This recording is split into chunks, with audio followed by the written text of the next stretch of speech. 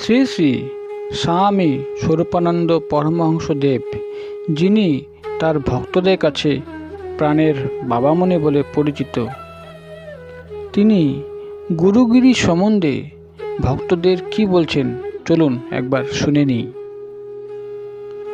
গুরুগিরির প্রসার বাঞ্ছনীয় নহে। শ্রী শ্রী বাবামণি বলিলেন, আমার কাছে থেকে এসে মন্ত্র নিয়ে যেতে লোককে পরিচিত করো না। তাদের প্রাণের ভিতরে অবিরাম অখণ্ড মহানাম ধ্বনিত হচ্ছে। তাদের অন্তরে বিরাজ করেন জ্ঞানস্বরূপ সদ্গুরু। তার কাছ থেকেই সবাই দীক্ষা নিক। মানুষ গুরুর কাছে মন্ত্র না নিলেও মন্ত্র জপ নিষ্ফলে যায় না।